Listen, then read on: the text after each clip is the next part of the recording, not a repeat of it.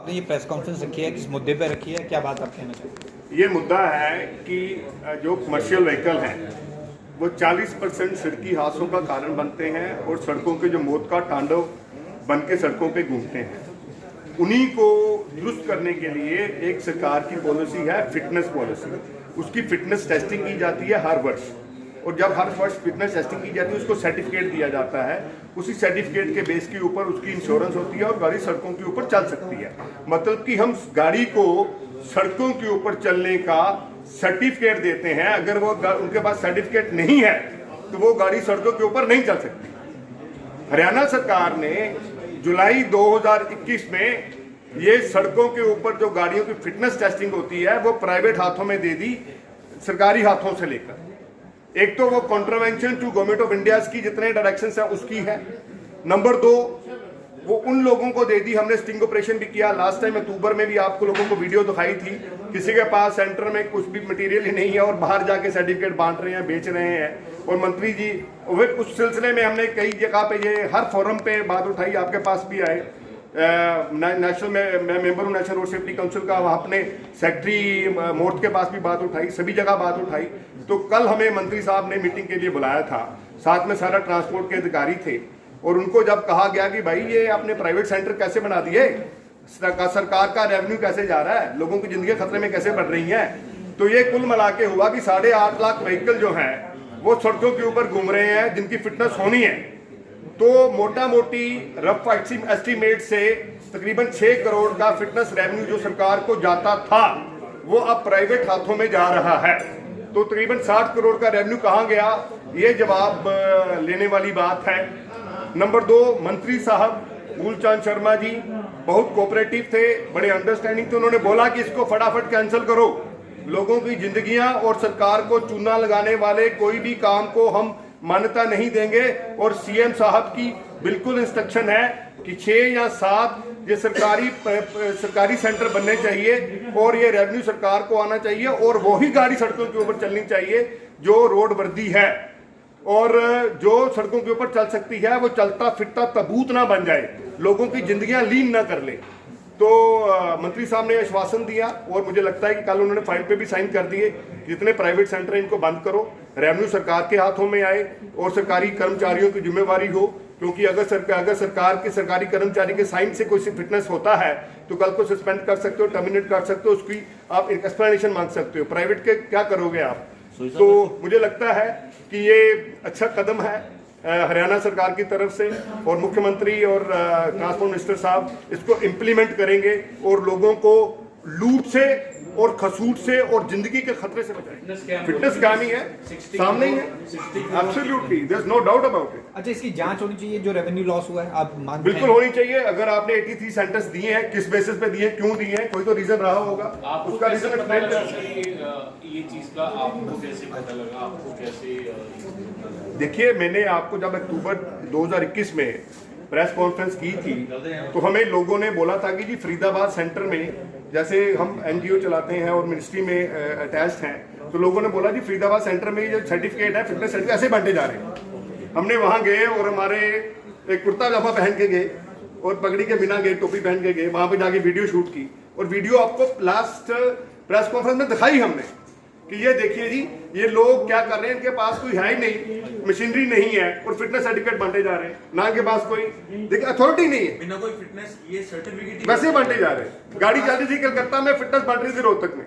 तो transport minister ने assurance दिया आपको कि इसकी जांच की जाएगी? ट्रांसपोर्ट मिनिस्टर ने बोला पहले तो मैं कैंसिल करूंगा ये प्राइवेट कॉन्ट्रैक्ट, ठीक है, दूसरी इसकी जांच करूंगा, तीसरा अब देखिए क्या होता है कि हर मंत्री की कुछ ना कुछ अंदरूनी बातें होती है। फिर जब हमारे साथ मीटिंग होगी तो हमें उनको बोला गया कि आप बाहर जाइए जी, आपस में बात करेंगे।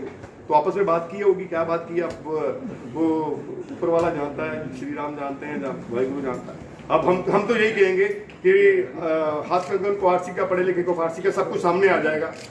आज ये प्रेस कॉन्फ्रेंस करने का यही मतलब था कि सरकार को पूछा जाए कि अगर ये धांधली हुई है उन अधिकारियों के खिलाफ आप कौन सा एक्शन लेंगे, जो रेवेन्यू लॉस हुआ सरकार को वो रेवेन्यू कैसे रिकवर करेंगे, जो जिंदगियों का नुकसान हुआ सरकार को, वो जिंदगियों का नुकसान सरकार कैसे पूरा करेगी, वही जवाब दे दीजिए, ताकि मीडिया को भी पता चले, हमें भी पता चले, हरियाणा की जनता को भी पता चले, हिंदुस्तान की जनता को भी पता चले कि धांधलीबाजी कैसे होती है, कैसे ब्रिटिश राज से चला आ रहा है ये IAS वाला सिस्टम, IPS वाला सिस्टम हमारी जड़ें खोद रहा है और हमारी सड़कों को कब्रिस्तान सेंटर्स को, मेरे दिमाग में तो 60-70 थे, लेकिन कल खुद ही प्रिंसिपल सेक्रेटरी ट्रांसपोर्ट ने बताया कि 83 सेंटर्स को इन्होंने मान्यता दी है।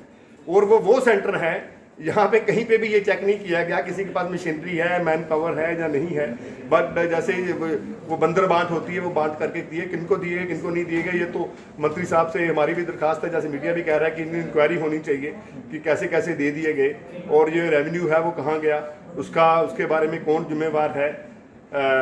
अगर ईमानदार सरकार को बदनाम सरकार करने पे अधिकारी तुले हुए हैं तो वो हम होने नहीं देंगे। अगर ये नहीं हुआ तो हर तरह की इंक्वायरी की मांग करेंगे। और जो रेवेन्यू सरकार को लॉस हुआ है उसके कारण, एक रेवेन्यू तो लॉस हुआ ही है, क्या पता उसके कारण कितनी जिंदगियां, कितने हमारे हरियाणा प्रदेश के जो नागरिक हैं, हिंदुस्तान के नागरिक हैं, उनकी जान सड़कों के ऊपर चली गई। उसका जिम्मेदार कौन होगा? उसकी जिम्मेदारी फिक्स करनी हरियाणा सरकार की है। मैं मुख्यमंत्री साहब से भी रिक्वेस्ट करता हूं कि आप इसमें पर्सनली इंटरवीन कीजिए, क्योंकि पहले भी अक्टूबर 2021 में आपने इंटरवीन किया था और आपने बोला था कि आप सरकारी सेंटर लेके आएंगे। अभी सरकारी सेंटर लेके आइए ताकि लोगों को ये यकीन हो सके कि जो खट्टर सरकार है जो कहती है वो करती है, लोगों की जिंदगियों के साथ खिलवाड़ नहीं करती है और करप्शन फ्री सरकार।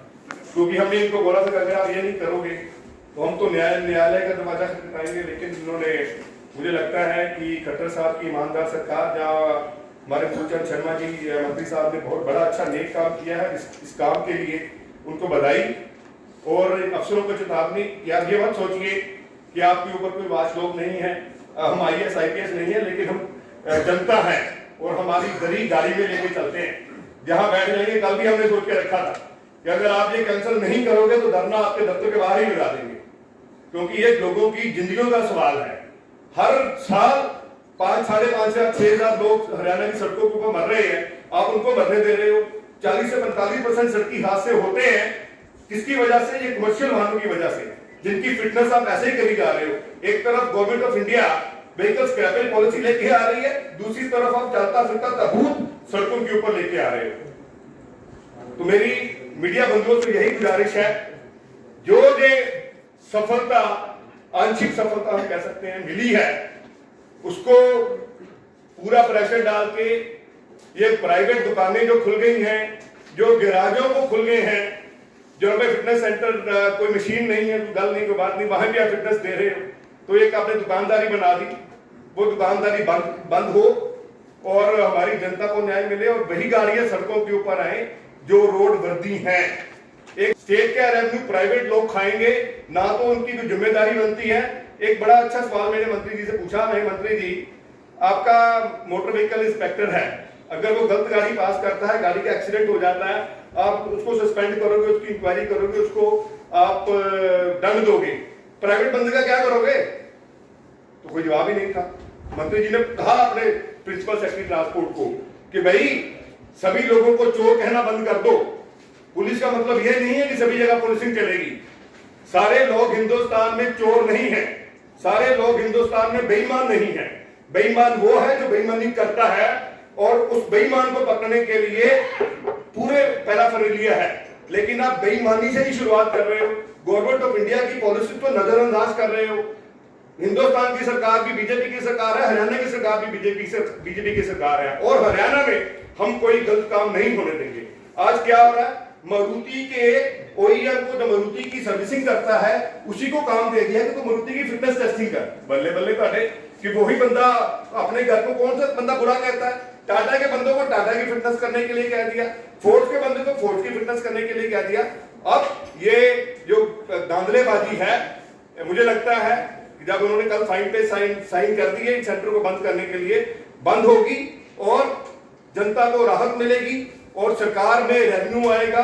और जो खट्टर साहब ने कहा था कि हम 6 या 7 सेंटर हरियाणा में लेके आएंगे और 8.5-9 लाख व्हीकल की फिटनेस टेस्टिंग है उसी अच्छी मशीनों पे होगी, ऑटोमेटिक होगी, बिना किसी ह्यूमन इंटरवेंशन की होगी। और मोटर व्हीकल इंस्पेक्टर का जिम्मेदारी होगी कि वो फिटनेस, क्योंकि मोटर व्हीकल रोल ही नहीं रह जाएगा, सारी फिटनेस टेस्टिंग करनी है मशीनों ने। और मशीनें, हम कहते हैं कि आ जाओ, टाटा आ जाए ना, टाटा आ जाए, शोका ले लेने, बड़ी बड़ी कंपनियां आगे सेंटर स्थापित कर ले, उसमें कोई एतराज नहीं, मशीनें तो लगाए। लेकिन अभी आपने क्या कर दिया, ना कोई मशीनें हैं, ना कोई आपके पास इंफ्रास्ट्रक्चर है, आपने लोगों की जिंदगी दाव पे लगा दी। तो वो जो दाव पे जिंदगियां लग रही थी, वो लगता है मुझे अब उसका काम तमाम हो गया। और रेवेन्यू भी सरकार में आएगा, लोगों की जिंदगियां भी बचेंगी, एक्सीडेंट भी कम होंगे, हादसे भी कम होंगे, और हमारे लोग सड़कों के ऊपर जो लहूलुहान हुई पड़ी है उसके ऊपर राहत की सांस ले सकें। धन्यवाद। किसी को जिम्मेवार ठहराया जाना चाहिए। उस फाइल के ऊपर साइन किसके थे, जिसने प्राइवेट लोगों के हाथ में ये काम दिया? तो वो आप देखिए ना, किसने दिया है। ये तो मंत्री और ये आपका डिपार्टमेंट करेगा, पर मंत्री जी ने कहा ये मेरी नॉलेज में नहीं है। मंत्री जी ने इमीडिएटली कहा इसको बंद करो, इस काम धांधलेबाजी को खत्म करो। मंत्री जी की कोई मंत्री और सीएम के बिना तो कोई फाइल ही नहीं क्लियर होती है। ये आप मंत्री के बिना, मतलब मंत्री अगर चाहेगा तो अधिकारी की हिम्मत है मतलब कर देगा। मैं वही कह रहा हूँ कि मैं बड़ी निम्रता के साथ कह रहा हूँ। अब जब मंत्री जी हमारी मीटिंग में ये कह रहे हैं कि भाई मुझे फाइल लेके आओ, साइन किसके हैं, तो अफसर इधर उधर देख रहे हैं, इसका मतलब कहीं ना कहीं कुछ ना कुछ तो गड़बड़ है। क्योंकि आपको शायद पता ही है कि हिंदुस्तान में ब्यूरोक्रेसी राज करती है, और ब्यूरोक्रेसी कैसे कैसे कर जाती है हम लोगों को पता नहीं चलता। तो शायद हो सकता है कि वैसा मामला हो। अगर मंत्री जी बिल्कुल जो बॉडी लैंग्वेज से, जो तरीके से हमें पता चला, जहां सामने से सभी अफसरों को डांटा उन्होंने कि ये कैसे हो रहा है, कि जब मेरे पैसा ही नहीं आ रहा, जो फिटनेस के हम कर्मचारियों को, मोटर व्हीकल इंस्पेक्टर को, आरटीए को इतने बड़ी बड़ी फौज बनाकर रखी है, उनको पैसा दे रहे, तनख्वाह दे रहे हैं, और रेवेन्यू जा रहा प्राइवेट लोगों के यहाँ।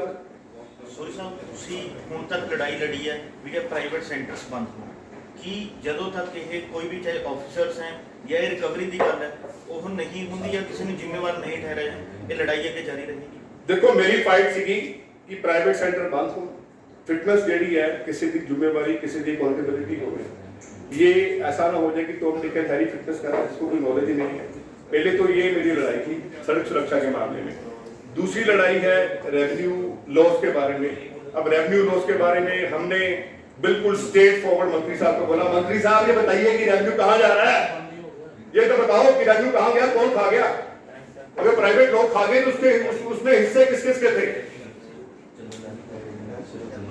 आप कैसे दे सकते हो? आपको दे दिया ठेका किसी ने, किसी और किसी को ठेका दे दिया, किसी को ठेका दिया तो किसी जिम्मेवारी के बेस पे दिया हुआ ना, कैसे दिया ठेका आपने बताओ तो सही रही।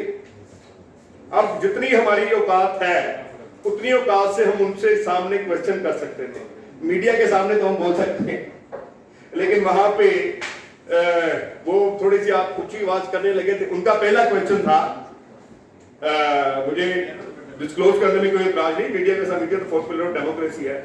कहते डॉक्टर सॉरी आपकी लोकस स्टैंडिंग क्या है, कि आप किस सिलसिले में कंप्लेन की है। मैं कहा नवरीत विरक साहब, हमारी लोकस स्टैंडिंग है कि पहले तो हम हिंदुस्तान के नागरिक हैं, जहां पे हेरा फेरी होगी, गबलेबाजी होगी, वहां पे मैं जाऊंगा और एक्सपोज करूंगा। दूसरी मेरी लोकस स्टैंडिंग ये है कि मैं अकेला हिंदुस्तानी हूं जिसके पास 33 नेशनल इंटरनेशनल अवार्ड्स हैं। मैं वो हूं जिसको अमेरिका की सरकार ने ह्यूमैनिटेरियन अवार्ड से नवाजा था, गॉडफ्रे फिलिप्स ने ब्रेवरी अवार्ड दिया था, सत्यमेव जयते में जाके मैंने सड़क सुरक्षा का मुद्दा उठाया था। पंजाब सरकार ने 3 बार स्टेट अवार्ड दिया, नेशनल अवार्ड दिया हिंदुस्तान की सरकार ने। मेरी लोकस स्टैंडिंग ये है, इससे ज्यादा लोकस स्टैंडिंग मैं आपकी बताना नहीं चाहता हूं। आपकी लोकस स्टैंडिंग ये है कि आप आईपीएस बन के आगे और आप लोगों के ऊपर हुकूमत थोड़ी करोगे, सेवा करने आए हो, मेरे टैक्स के पैसे से आपकी तनख्वाह जाती है। और मैं ये भी बता दूं कि ऐसी स्कीम राजस्थान ने भी लॉन्च की थी, और राजस्थान के ऊपर सीबीआई की इंक्वायरी है, और डॉक्टर सोई ने वहां पे राजस्थान की हाई कोर्ट ने पीआईएल डाल दी है।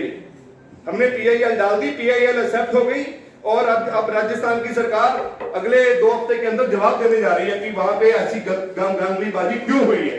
और उन्होंने क्या करना शुरू कर दिया, जैसे पीआईएल फाइल हुई, उन सेंटरों के खिलाफ एक्शन लेना शुरू कर दिया। और धीरे धीरे सेंटर बंद करने शुरू कर दिए।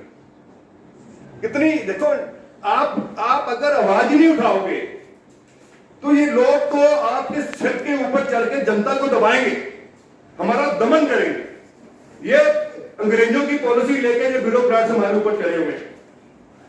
जब तक आप लोग ये आवाज नहीं उठाओगे ना, ये ब्यूरोक्रेसी सिस्टम जब तक बंद नहीं होगा ना, हम लोगों को ये कीड़े मकोड़े समझते हैं। सर ये 60 करोड़ का मामला है, तो क्या आप इसमें भी सीबीआई इंक्वायरी की डिमांड? मैंने मंत्री जी को बोला जी, मैंने मंत्री जी को बोला, मैं कहा मंत्री जी ऐसा ना हो जाए कि हरियाणा में भी सीबीआई इंक्वायरी आ जाए। मंत्री जी बोले यार मैं तो बंद कर रहा हूँ ना, सीबीआई इंक्वायरी की बात कर रहा हूँ, लेकिन बिल्कुल हम बोलते हैं कि किससे दिए गए। अगर मंत्री जी की नॉलेज में नहीं था, सीएम साहब कह रहे थे हम गवर्नमेंट के सेंटर खोलने जा रहे हैं, तो ये प्राइवेट सेंटर कैसे आ गई? तो क्वेश्चन आपके पास उठाने आए हैं हम। लेकिन ये मैं कहना चाहता हूं, मंत्री जी ने बिल्कुल ओपनली हमें मीटिंग में बुलाया, इनविटेशन देके बुलाया, मेल करके बुलाया, अपने ऑफिसर को सामने बिठाया, और जब हमने एक्सपोज किया उनके सामने तो मंत्री जी ने इमीडिएटली बोला इसको कैंसिल करो। ये कब से सर? पिछले 10 महीने जुलाई से शुरू किया है उन्होंने। तो ये इसमें तो अपना या तो विक साहब थे या उससे पहले विक साहब तो भी आए ना, उनकी मैडम थी, उससे पहले अमृता लिंगम थी, मैडम अमृता लिंगम थे, मैडम अमृता लिंगम थी प्रिंसिपल सेक्रेटरी ट्रांसपोर्ट, कला अमृता लिंगम, वो रामाचंद्रन थी, पूरा इनकी नाम वाइफ थी वो। इनकी वाइफ थी। हाँ जी, हाँ जी। तभी हो सकता है, तभी वो ज्यादा गुस्से में थे, नहीं उनकी वाइफ थी, तभी वो हमें देख के, हमारी शक्ल देख के शायद वो ज्यादा भड़क जो गए। विजिलेंस के डायरेक्टर है वो थे। भाई साहब वही तभी हो सकता है कि हमारी शक्ल देख के ज्यादा भड़क गए कि आपकी लोकल स्टैंडिंग क्या है। मैं कहा हमारी लोकल स्टैंडिंग ये है कि हमारी गाड़ी में दरी है, अगर आप नहीं करोगे तो दरी बाहर बिछा के बैठ जाएंगे, बात मीडिया आगे उठा के पुलिस में ले जाओ।